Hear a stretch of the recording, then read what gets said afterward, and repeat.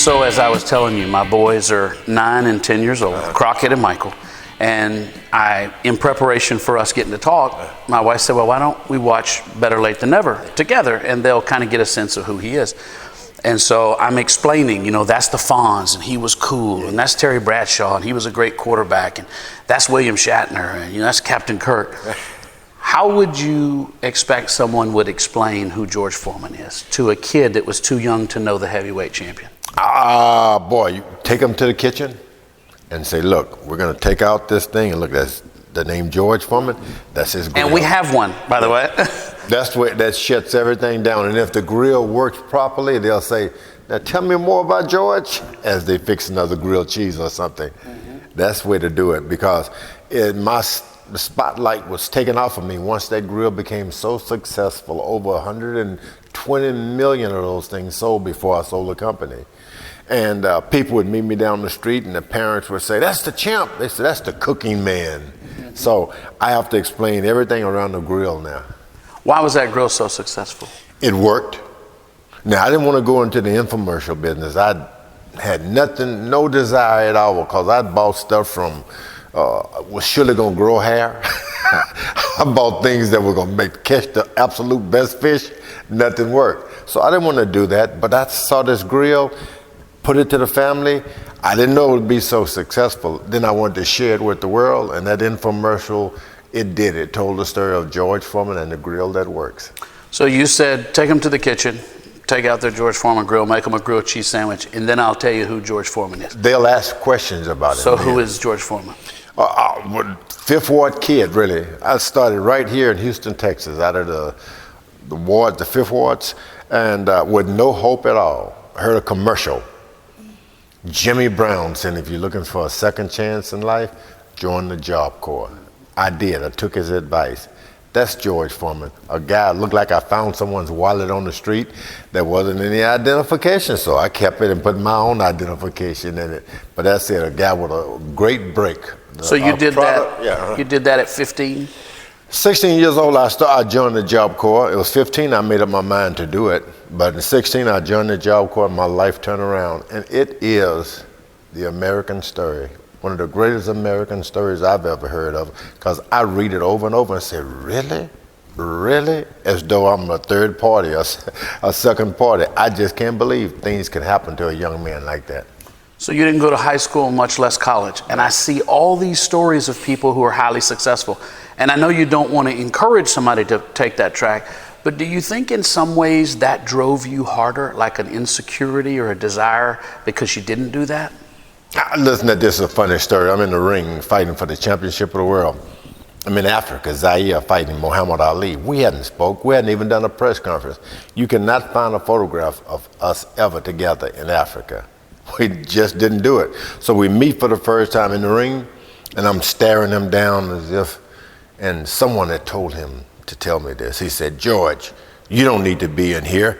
You were just a kid in high school when I beat Sonny Liston. And I laughed going back to the ring, because I never spent an hour in high school. He had the wrong. He didn't know. Yeah, you got the wrong guy. You used to spar with Sonny Liston. Yeah, Sonny Liston was my stablemate. I learned a lot from him.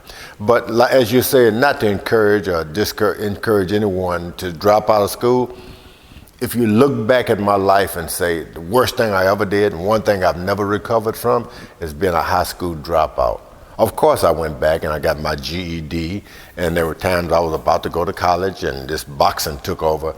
I love when someone make it through high school. I realize that's something that I admire. January 26, 1967, your first amateur fight, 51 years ago. Who was the guy that walked into that ring? It was Ben Batten, a guy who was in the Job Corps with me. I got him into the ring, and everybody said, I told the guy I wanted to be a boxer, my trainer, you're going to easily win. I got in the ring, and I couldn't lay one hand on him. He kept hitting me with something mysterious called a left jab, boom. And I tried to pick him up. I tried to throw him out. I tried everything. They laughed me out of the gym. I said, I'll never do this again. I lost. But Doc Brodus encouraged me, don't give up. You can stop fighting in the street. You can become a good fighter. But I thought it wasn't for me. It didn't come that easy. Were you fighting in the streets? I was a street fighter. As a matter of fact, I took up boxing for the sole purpose of coming back to Houston and really winning fights without having to hit anyone, because they'd say, he's a boxer, and they'd run. That's all I wanted boxing for, to become a better street fighter. In your autobiography, you say you were a troubled youth. What were you troubled about? Well, there's a lot of things you can be troubled with, and you don't even know it. In hindsight, you look back and you say, man, my mom, she had to work, scare me half to death to make certain that I'd be alive when she got back home. Never was enough to eat. And I talked about that in the church the other day. We moved into a house, and sometimes the electricity would be on for a couple of days before they cut it off. And you cut the light, boom, boom, and you keep looking at the light going on and off. Then all of a sudden they cut the electricity off. That's as close as I'd come to electricity in those days. That troubles you, because everyone else talked about, I have a television, I peep through the windows and watch television, even peep through the window and watch kids eat and leave food on their plate. That troubles you. Does it still bother you? It bothers me. Only if it came off the George Foreman grill? I was looking and I saw a company, a national company, Arby's, and they said, take this and post it, repost it, and as many as repost it will be able to give kids a free lunch. I don't even know anything about the company. I said, free lunches for children? I automatically got into it. And it collected a lot of money for that organization. I don't even know them, but it troubles me now that a kid may go to bed hungry. Everyone should at least have one sandwich. I agree. January 26, 1967, that first fight. You told me the guy you fought, but if you were watching as you are today, the young man who you were, tell me about that young man. What was going through your mind? Well, I was at that crossroads. I'd gone to the Job Corps. As a matter of fact, I was in the Job Corps and the bullying guys around. There was a boxing match on. Muhammad Ali fighting, he was Cassius Clay then fighting Floyd Patterson. The kids looked at me and said, "You're a big bully. You're always picking on people. Why don't you become a boxer?" I said, "Okay, I'll show you." That was the reason I was in the ring. I was a big bully trying to prove that I wasn't afraid to be a boxer. That day, all I was trying to do is show the world I wasn't afraid. I'm not like that anymore. Why? Because I'm not afraid. The greatest fear that I have is that my life will be a washout, and I won't tell everybody that you can do whatever you want to do if you put your mind to it. 1968 Olympics, what did that do for you? Couldn't believe it. I'd never had a dream to come true. Never had a dream to come true. I've heard about people dreaming and waking up one day they could swim, a boat, even have a horse. I'd never had a dream to come true. I won that Olympic gold medal. I'm on the platform. You look around, and I'd heard a cousin tell me once, "You're never going to be anything. Go to sleep." Because I was trying to cover up from her that I was shooting hooky. She said, "Don't worry about it. You're nothing. Nobody in this family ever becomes anything." There I was on that platform, and you could hear the national anthem in the background. I said, "I must be an American. Why else would that be?" And I could hear her voice in the back saying, "You're never going to be anything." That was the highlight of my whole athletic career to this day. Really? I never had anything like that to happen to me, and I've never gotten over it. There's a story, that gives me chills. Yeah. There's a story about you winning that fight and running around the ring with a tiny American flag. What did that flag mean to you? Strange place, the Olympic Village. You wake up every day and you see this guy. You walk right up to one guy and you think, "Oh, he could be related to me," and he speaks another language. Then it doesn't take you but a few days to realize the only thing that differentiates you are the colors you wear. So after I won that night, I wanted to make sure the world knew, "Hey, I'm from America." So I took up the flag for good luck I had in my pocket, bowed to the judge, "We got you." Then I waved, "I'm from America." That's all I wanted to do, to make certain everyone knew where I was from. Wow. And when you wanted them to know where you were from, what did that country mean to you in 1968? Oh, and I could actually say, because you talk a lot about it, of what could happen to you. Once I was had a little problem in the Job Corps Center. They made me dig a hole because I kept fighting. 4 feet wide, 4 feet deep. It was the flagpole. And they said, "Since you dug the hole, you'll be the first one to raise the flag." I didn't even know what that meant. I raised the flag that day, and I wanted to make certain it didn't hit the ground. Boom. That was the beginning of the love affair with the flag. And so we talked about America, but then, and I won that thing, America. It's the place, the home, where no one gives up on the underprivileged. That's what it meant to me. They truly said it, and I was the underprivileged. I had going to bed without food. Now here I was on the Olympic stand representing my country. They never give up. Here, this country never give up on its underprivileged. Take me back to you as a child, a young boy. What's your fondest memory? Oh boy, and I talk about this all the time. I had a mom. I used to have a literate. When I got in trouble, she spanked me. Well, we call it spanking now. It was something else in those days. But one day I got in trouble. I said, I'll outrun her. I took off. I said, she'll never catch me to spank me. She caught up with me, and I got so afraid, I ran up a tree. I said, you'll never get me now. She shook the tree. She was so strong. She was faster and stronger. That's the greatest memory I'll ever have, having a mother, both strong and faster than I was. And loving you enough to chase you down. Yeah, but I loved her. The love was that was the fun day. Can you imagine some of the children or anyone who have a mother today who can ride bicycles with them, turn flips, swim with them? That's as good as it gets. I want to talk in a minute about the church and your place in the church and the church's place in your life. But what was the role of the church in your life as a child? No role at all. As a matter of fact, what I can remember is that my sisters would invite me, said, George, you need to come to church with us. And my mother would encourage, go with your sisters. And I didn't want to go because I wanted to play. And once they said, they have food after church. I said, what? Yep. I said, how much food? You can get a plate. I took off.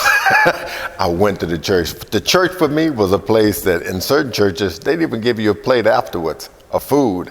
That's all it meant to me. No more, no less. As I grew up, I thought it was a shame that people really put themselves in church because what are you going to get out of it but more poor? And even the songs were sad.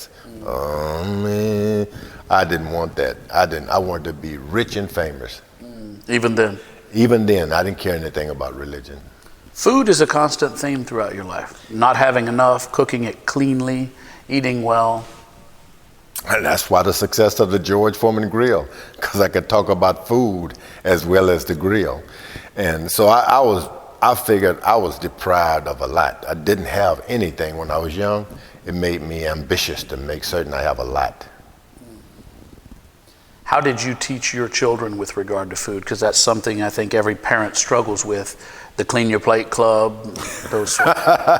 And I had that. You better eat, and for good reasons, because if I didn't finish a plate, I may not ever get another plate. And so I spoke to my kids a lot about that, but at the same time, I wanted to explain to them that, you can overeat. You can go too far with food.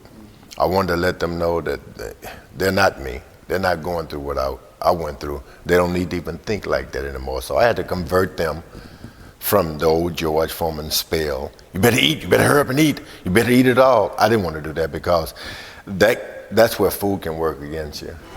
Surely you recognize that part of what made you who you are is the privation, the things you didn't have, the things that you wanted. So how do you raise your children when your financials changed, your financial condition, and you could provide them everything? How do you balance that? And I tell them, I was at Oxford University in London the other day speaking. And as I finished speaking, and I said, they were asking a question, I said, the one thing that frightens me most is that I wasn't able to give my kids my main ingredients. And they said, what? I said, hunger. I was hungry. I wanted it. And I'm afraid that some of them may have passed. I didn't pass on the hunger from them. And that bothers me. But in this world, you got to find your own. It was my way. I was hungry. You were discriminated against. You were hungry. I said, that was the crowning. I was crowned hungry. All those things that happened to me made me something to want something. I wanted to be on television. My kids grew up. Oh, I was on television a lot when I was a kid. But I saw Leave It to Beaver having his own bedroom. I wanted those things like that. Hunger is something that no one should take for granted. You need a little bit of it, but you can't deprive your kids just to prove it. They should have the best schools. They should have the best education. You should have, and it's a joy to provide it to them. Yeah, and you can't be afraid to provide those things for your children. You just can't let them. One life is enough. George Foreman life, that's enough. Jim Brown was one of your heroes. How did you decide that boxing was your career and not running with the football? I wanted to be a football player more than anything in the world. I went to the Job Corps with the idea. They said, if you're looking for a second chance, and I did play while I was there. What position? Defensive tackler. I mean, boy, you couldn't stop me when I started. A few of them stopped me, but I wanted to be a football player. And there were even colleges looking at me, but I'd had one boxing match before in one season. And as I was getting down and spreading my fingers to attack, the coach said, get those fingers in. You don't want to hurt those hands. And they said, you're going to be a good boxer. So that was the end of football. Protecting my hand. So the football coach knew that you were going to be. He was also assistant in the boxing. He said, put those fingers in. But your passion at the time was football. Yeah, and so they took me and just pushed me into boxing, and I just wanted to be a street fighter. But that's what it was. But it was all about football. All about football. That Jim Brown, when I first saw that face, I said, that's who I want to be. He had this mustache. I even started scraping my face so I could grow a mustache. I wanted to be him. Sideburns. If you hadn't gone into boxing and you hadn't played football, what do you think at that moment, what would you have wanted to do? What were the passions? All I can say is thank God for sports. Without sports, I don't think I would have had a dream. I don't think so. Wow. So 68, you come back. You're a different George Foreman than you went to the Olympic Village. So walk me through the next few years, obviously the big fights. In your mind, what stands out? Boy, one fight after another. In the Olympics, I only had 25 boxing matches, won a gold medal, won 25 and that's not enough experience to become a pro. And I explained that to one of my first managers, Dick Sadler. He said, we're going to do exhibitions. I just wanted to do exhibitions and keep my fame with that gold medal. He decided to turn pro, and I said, I don't have a lot of fights, but one fight after another, he would school me in winning. I said I wanted to be a great boxer like Muhammad Ali with the footwork, but he would send me out there for knockouts. I was like, man, people are going to think I can't box. He didn't care. And I realized in hindsight, if I had gone for a decision in some of these hometowns, they would have given it to the other guy. So he knew that I didn't know that. So I ended up with all those knockouts, and nobody thought I could fight because so many knockouts. And that contributed to Joe Frazier giving me a shot for the title. My whole life was dedicated over 3.5 years to nothing but boxing. I didn't date, I didn't do anything. All I did was eat, think, boxing. Have you ever had that level of commitment again? Focus. Yeah, I had that. That was some focus I don't think anyone should have. You got to put family in there, like boxing. Nothing else occurred to be important at that time. But then the second time around, it was all about family. 3 words, 3 times. Down goes Frazier.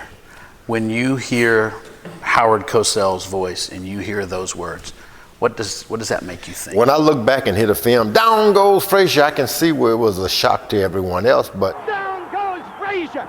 Down goes Frazier! 36 fights, I'd been knocking everybody out. That's all I did was knock people out. I was afraid of Frazier, but I think that fear assisted me in getting that knockout. I was so afraid of that guy.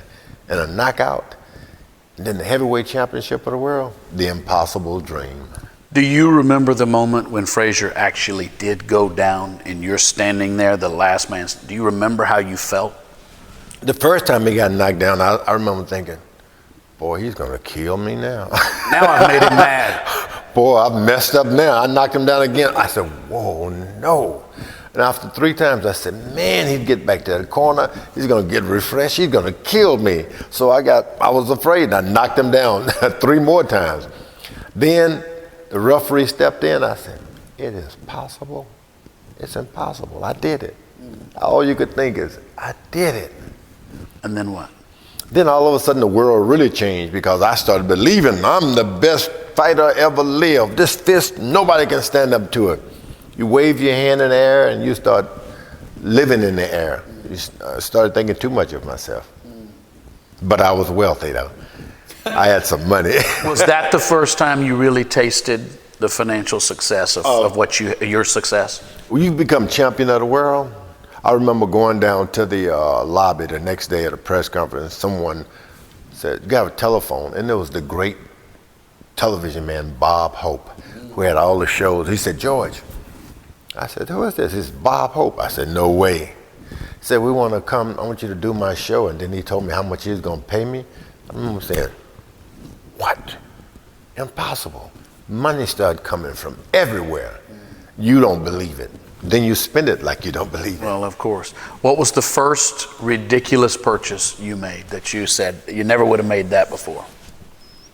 I bought a Rolls Royce Cornelius. I was going to say, did you buy a Cadillac? My God, a Rolls Royce. All right.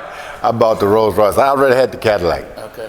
I bought the Rolls Royce for a convertible, and it cost so much money in those days, nothing like it costs now. But wow, I said I never would have done that beforehand. What became of that Rolls Royce? I kept it for a long time, and finally, oh, you know what? I told Don King if he would find me a certain thing, I would let him have the Rolls Royce as years had gone by, and I gave it to his wife. Wow. Yeah, and they still have that Rolls Royce. Can you believe that? Yeah, actually, it's a Rolls Royce. Yeah. They never got rid of that. Henrietta is long gone now. She's passed on, but she was one of my best friends. That family has that Rolls Royce. Wow. What was your relationship over the years with Frazier on a personal level? One of the best friends I ever had. Joe Frazier, what you see is what you get. He wasn't 3 or 4 different fellows. He treated everyone the same. I love Joe Frazier. Do you think maybe history was not as kind to him as it could have been? Well, it's only history. It doesn't have to be that kind. So long as our family and friends are kind to us, we don't have to worry about anything else. You really can't, everyone in your place in history, hey, it's one of those things, you don't even get concerned with that. Make certain that you love your family, your children, your mother and your father. If you can do that and then have a few grandkids to top it off, that's about all you need. And he had all of that and more. So I can quote you as saying Rolls Royces will come and go. But I'm not sure who will identify with that. So, you know, but really, if you get a chance to have some family, and when you're sick, they come and visit you, or they call you when you lose a world championship or something, that's about all you can expect to get out of this. And then be kind to your fellow man so that you can pass the baton on to the young ones to be as kind as well. I asked one of your family members a series of email questions as, what's your father like on a personal level? And one of the answers was that you might get your head beat in on a Saturday night, but the family still went to church on Sunday. And you were told, you may not can hug daddy quite as close because he's got 2 black eyes and he hurts. That's not a story every boxer goes through. And not only that, what about these open houses? Sometimes after the boxing matches, the kids have open house at high school. And I had to go with dog glasses on because I couldn't go as George Foreman. I told them I'd be there to listen to them sing, and I had to sit in the audience just like every other proud parent. But that's a unique story. I don't think every professional athlete family has a father that is as attentive to the family because the career comes first. But very few had had a championship career beforehand and know the failure of being success without being close to family. I had that opportunity to know. Most importantly is get close to your family, be there for them because these things passed. They always pass, and you got to make certain that your family is more important. What was your emotion when Muhammad Ali passed? I still haven't gotten over that. That's been my friend, my gracious. Remember I told you I'm in the Job Corps Center. Cassius Clay is fighting Floyd Patterson. And it's a big going on. All the kids in the day room. And they look at me, you think you're so tough? Why don't you become a boxer? That man came into my life and he's never left out. We became friends. People misuse that word all the time, but friends, he was part of my life. and I love that guy. Still love him. Larry Holmes. Larry Holmes, a wonderful fellow, wonderful boxer, and I look at him as that. Wonderful guy, wonderful boxer. Too bad he had to be in the shadows of Muhammad as far as talent now, not as a family man, because his family loves him too. There's a really nice special on him. I think it's a 30 for 30. I don't know if you've seen it, but it's him and his wife, and he's kind of going through, and he talks about kind of coming to peace with the fact that he was just a little bit later than you guys, and that y'all were the golden era, and he's comfortable now with his place in all of that. There was talk at the end of your career, after your last fight, that you and him, you'd have kind of a birthday bash at the Astrodome, and it would be your last Almost fight. happened. What happened? It just didn't come. The promoters came halfway and couldn't go the rest of the way. And I'm still a kind of a business guy. Wish that had happened. Not really. I didn't want to fight him, but it was one of those things that I couldn't say no to because of the business aspect. But in hindsight, I'm glad it didn't happen. I like him. You said you didn't want to fight him. Did you ever have, well, I don't know because I'm not a boxer. Is it fear, apprehension? Was there ever a moment you're going into a boxing match and you go, I can hit hard, but that guy can hit hard too? And the one time I didn't have all of what you said, all the above. I fought Muhammad Ali in Africa, all fear, all apprehension, butterfly, nothing. I said, I like this. Went into the fight and lost for the first time because I didn't have my baggage of fears with me. I think that, when I made my comeback, I had to manufacture all those fears again to make certain I'd be ready. I didn't. I walked into the ring without fear, and that's the only time you can lose. So in 77, you retire for the first time. Why? I had this experience in Puerto Rico where I died. In a split second, I had this vision I was alive again. I saw blood on my hand and forehead. I started screaming, Jesus Christ is coming alive in me. I didn't believe in those things. I'm telling you, I didn't believe in it. There I was, screaming in the room, kissing everybody in the room, telling them I loved them and reciting the Bible of all things. I left there scared. For 10 years, not only did I not box, I didn't even make a fist. I started preaching on the street corners anywhere that people would hear me about the life, about God and the great love of Jesus Christ. I didn't believe in those things. I tried to talk myself out of it. So maybe you got hit too hard. Heat prostration. Couldn't even say the word. Whatever. Delusion. I wanted it to be all those that, but the smell of death, you'll never forget. Even talking to you, it's still there. The smell of death is the worst thing that could happen. I was dead and there was no more of me. And I just said goodbye to everything. And the saddest thing is just to leave this life without saying goodbye to my mother. I didn't say goodbye. And I had a second chance to live. I had to tell everybody. Because you think it's going to happen again. And so I didn't intend to be a preacher either. But after a while, people say, hey, Rev. Hey, Reverend Foreman. I was ordained in, I think, 78 as an evangelist because I went into prisons and hospitals. I didn't want this to happen, but it took over me, and it's still in place now. 10 years later, you're 38 years old. Why come back? Well, I call it this profound phenomenon occurred again. I was broke. I looked up one day. I didn't have any money. My wife walked past me, pregnant. I said, I said, what? She said, I'm pregnant. I said, don't you know I don't have any money? She said, you better go get some. I wish I had been a golfer. I said, the only thing I know how to do is box. And I had to go back to the gym at 315 pounds and get myself ready to fight again.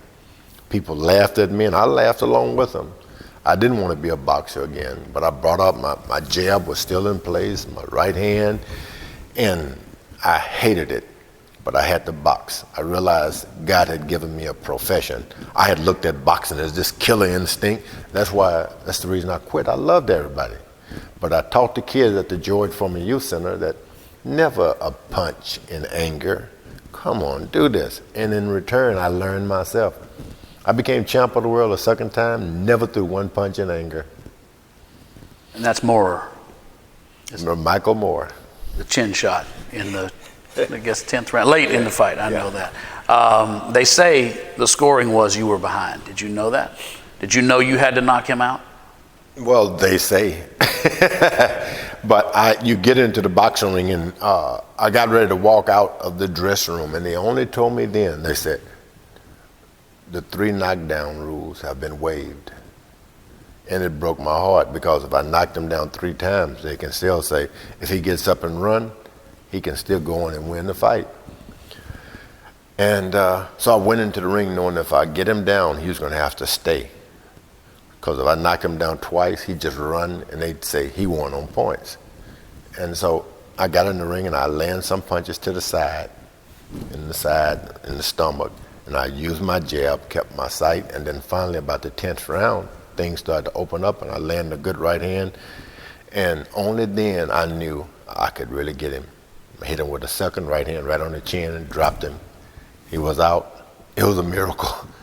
If I tell you I knew it was going to happen, I'd be lying. But I knew I was putting the punches in the right place to make something like that happen. How was that fighter different than when you fought Frazier?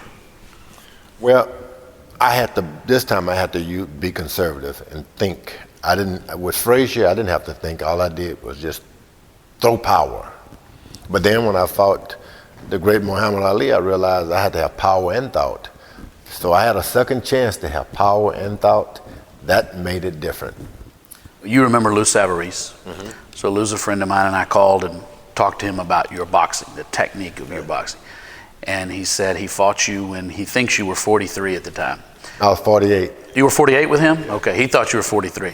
So he said, if you look at George Foreman's career, his jab gets better with age. And he said he had this jab. He said, but the thing about him was he was so relaxed. He said, I've never before or since seen a boxer do what he did. And he said that when he would spar with you, you would bring guys in, they'd have 10 of them, and they'd just keep, and they would run them in for about a round each.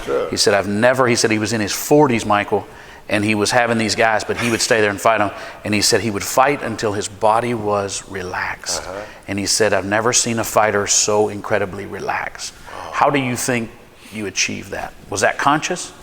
Well, I knew that if you dedicate your life to the conditioning that it took in boxing, whatever someone would try to do to the ring and do to you in the ring, I would have already done to myself outside the ring. And I realized being prepared for the worst can save me from the worst in the ring. And I was prepared.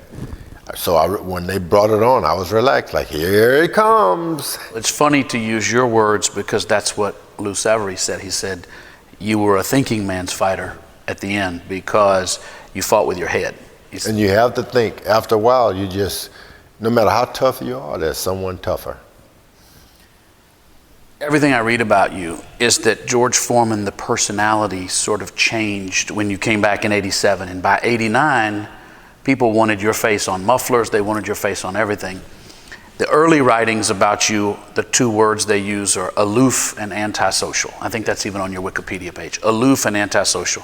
And they say that that was you being like Sonny Liston, being a tough guy. But then you became this lovable George, Big George that everybody loved. Was that a conscious change, or were you maturing, or were you happier? Yeah, Sonny Liston was my role model. I'd seen the way he treated people. He acted, and I'd said, this is the way I'm going to do it. This is going to take to be champ of the world. That's me. And I was mean. I was definitely a bad guy. And I tell people, you saw the best of me in the ring. I was worse outside the ring. But the second time, to be dead and rescued, no one else believed you. Oh, yeah. But I was there to get a second chance to live and hug your mom and be with your children. Every morning you wake up and you're like, boy, I got to have some fun. Right. And it changes you. You're not putting on. You love life. And that's what happened to me. I love life, and the greatest part of life, people. People, that's life. I love people. Long before the grill, people wanted you attached to their product because other people would buy a product if your face was attached to it. Why do you think that is? They trusted me, and I trusted them. And I'll tell my kids now, you may not be the toughest, may not be the taller, the strongest person in the world, but you can be the kindest human being alive. And when you are, everybody want to be a part of it. And that's what I was. I had become kind because 10 years out of boxing, I'd walk around. I thought you had to be famous and rich to get something. And people would give me a seat on, like a steward, flight attendant would say, hey, Biggin, you could have this bigger seat. Say, I can't give you the meal, but you can have it. They didn't know who I was. People would stop and give me a booster in my car. And I tried to pay them. Get out of here, Biggin. I found out that people were kind, and I didn't need to be rich for people to be kind to me. I had that opportunity, and then when I got to be champ, I returned the favor. Autographs. Whatever you want from me, I'm just giving back to what, because they had given to me. 10 years out of boxing, people were so kind to me, gave me the best piece of meat. Let's save that for the big guy. When you look back on your life, if you could talk to that young George Foreman that was in the Job Corps, that was so, the troubled youth, that was so angry, what would you say to him now? Enjoy every second of it. Enjoy your life. Don't go through one day of bitterness, one day of disappointment or sadness. Forget about it. You know why? Because this is the best thing that ever could happen to a person. Life. Life. That's as good as it gets. Life. What single professional accomplishment are you most proud of? Professional accomplishment, I've done so many deals and oh boy, and they all mounted up to something, but winning that Olympic gold medal, it was an amateur, but nothing has topped that. Really? Wow, that's fascinating. That Olympic gold medal, man, I can't believe that happened. I still kind of like, is this true? I may wake up in the morning and say, oh, it was a dream. Right. Do you still watch the Olympics? I love the Olympics now. I keep looking for that moment, and those kids stand on the platform and hear that national anthem. It's happening to them all over again. Oh, to see Simone Biles from here and the other Simone and the Lopez's, the Taekwondo fighters, it's just thrilling to watch these young people and to realize how that's projecting them and they're representing our country. They hear that song and then you don't pay any attention because it's just a song, and then you realize, oh, wow, this is it. It takes your strength. All for you and what you've done. And it takes a lot of strength just not to just break down and just fall down and start crying. Right. And that's the hardest part. If they just hold their peace, I know how hard it is. I'm almost done if you're tired. Talk to me, if you would, about your ministry. Oh, I've been a minister now. It's almost 40 years. Next March, 40 years I've been preaching. Can you believe We were talking that? about 78. It's hard to believe that's 40 years ago. Can you believe that? So all those years, it's the one thing that I'm attached to that I can look back every year and grateful for. It has made a better man of me. I've met a lot of people I've introduced to this way of life, and it's made better people out of them. And the ministry is the one thing that keeps me striving and happy. Obviously, it's Christ's example that is the basis of our faith. But is there someone in the Bible that you look at his life and you see based on his growth and you identify with him a lot? Oh, the Apostle Paul. The story goes that he was That's what I was thinking. he was on this road, on the road going in one direction. He got knocked off, knocked to the ground, and went in another direction.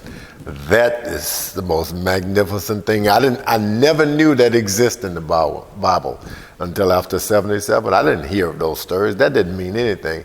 And I'm happiest when I read about his transformation.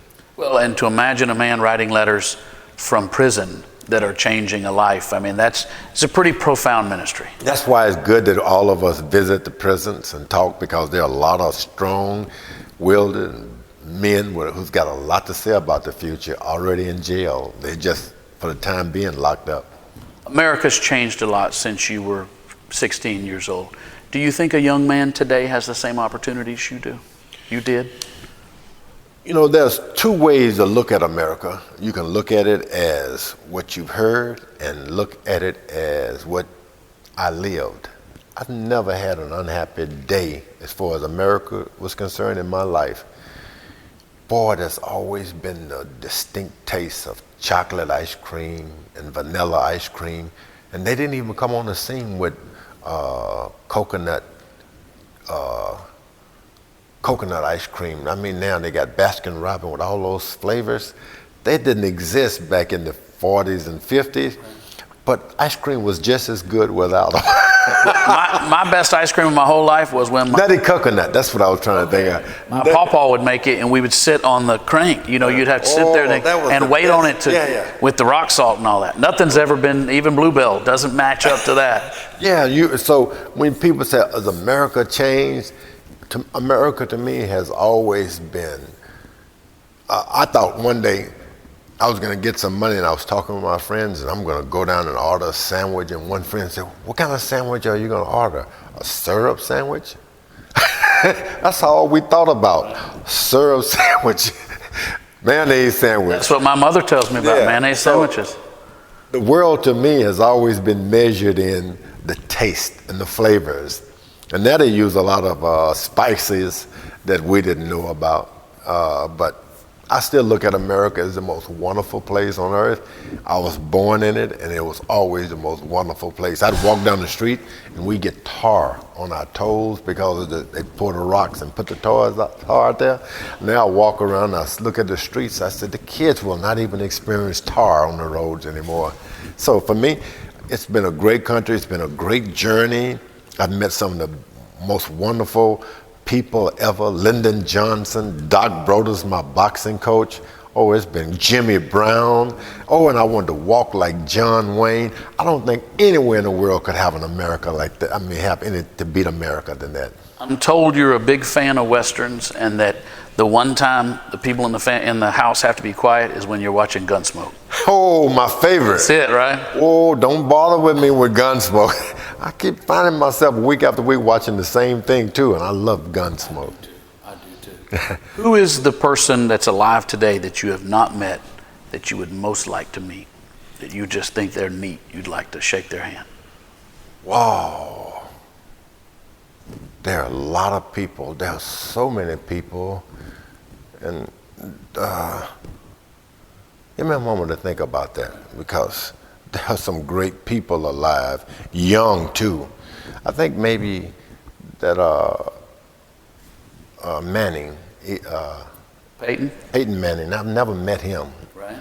Eli Manning is around. He's retired though. You're not retired, so he might not understand your busy lifestyle. Yeah, I'd like to meet Peyton Manning. I've never met him. What a great guy. My gracious, there are a couple of football coaches on the scene too that I like. I met Shaquille O'Neal. Okay. Boy, I was like, wow, he was trying to find me, and I'd been trying to meet him. Right. He's so big. Can you imagine a mother having to carry around a big baby like that? But you know, the thing about Shaquille O'Neal, kind of like Karl Malone, I sense the country in him. You know, I sense that this is So a guy that has ordinary. country values, more sort of family, and I think that's why he's lasted so long. Yeah, that's it. People can see that same thing of just a big old happy country boy. So when I thought about that, I was going to say Shaquille O'Neal, but I met him already. And you want to go beyond athletes. I don't have to. Is there a singer that you always liked that you've met or haven't met that was you just love their stuff? Yeah, Diana Ross. I've never met Diana Ross. I've been in the same places, and I know what's possible, but Diana Ross, I'd like to meet her. Now I surely want to meet that Beyonce from Houston. I'd like to just give her surprised you haven't. We are just passing by people, but I'd like to pick her up and say, country girl. Yeah, she has done Beyonce, and that. So there are so many people around, especially that Beyonce and Diana Ross. I'd have to have a picture with them. Wherever, and I've seen her perform, wherever she's playing, I don't want to say I never saw these great people. I went out and saw Mike, the Rolling Stones. Oh, Mick Jagger. Mick Jagger. And my kids said, why? I said, I don't want my life to go and say I didn't see them, because I saw James Brown and, the guy that was with the Beatles. Paul McCartney. He played at I used to keep my. You like the guys that make it 4 decades, like you. Yeah, they have to stay around for a while before you can. And I can see what they have to say along with their life as well, because some of the guys have passed through I didn't see, and I wish I had seen. So, but I've met them all, and I even met Mick Jagger. So. Good stuff. Paul McCartney, I've met all those guys, but got to meet Beyonce. When you look back on your life to this point, on a personal level, what are you most proud of? On a personal level, oh, my children. Oh, my children. On a personal level, I love my children are some of the most outstanding people I've ever met. Not a one of them are the same. They're all different. That's got to be the crazy. Even if they do all have the same name, right? Yeah. I try to give them the same name. I asked people to give me questions, and they said, why does everybody have to be George? And I said, everybody's not George. And they said, there's 5 Georges. What were you thinking? The point I was not thinking. Oh, come on now. Now you have George. How much does your wife love you to let you do that? But I tell them now, you're Joe Frazier, Muhammad Ali, Ken Norton, Evander Holyfield. Those people hit you on the head. How many names are you going to come up with? Well, George the Fourth said he's big wheels, and I said, of course you are, because if you're the fourth, you got to be something. Yeah, you got to be something. But I love those kids, they are so different. I have 10 kids, 5 daughters as well. No one is the same. I still can't handle that, because I thought I was going to have a bunch of babies. They're not babies. These are a bunch of individuals. All right, I'm going to end where I started. Better late than never. When they give you the call, did you ever expect that at this point in your career you'd be on prime time network TV with those guys? I say after that Olympic gold medal, nothing surprises me. That was the first time I had a dream to come true, and then you start thinking, what's next? And I still feel like that. Olympic gold medal will take you places. Well, I have to say on a personal level, I've watched you. I was born in 1970. And I have watched you. I came to Houston in 1989. I have watched you. I've gone back and watched every film on YouTube of you fighting that's up. Not every fight's up, but every one that is. I've followed you publicly. I've watched you on TV. I've seen your interactions. I've seen how you mentor people. I've even been to your church with Michael Harris to hear you preach. I see the success. Your son-in-law is a friend of mine, and I see the young man that he is. And I have to say, you are truly, which is why I wanted to spend some time with you, you are a role model, and you are the American dream come true. You always conduct yourself like a gentleman, and I really appreciate that. Thank you so much. It's my pleasure to get to spend some time with you.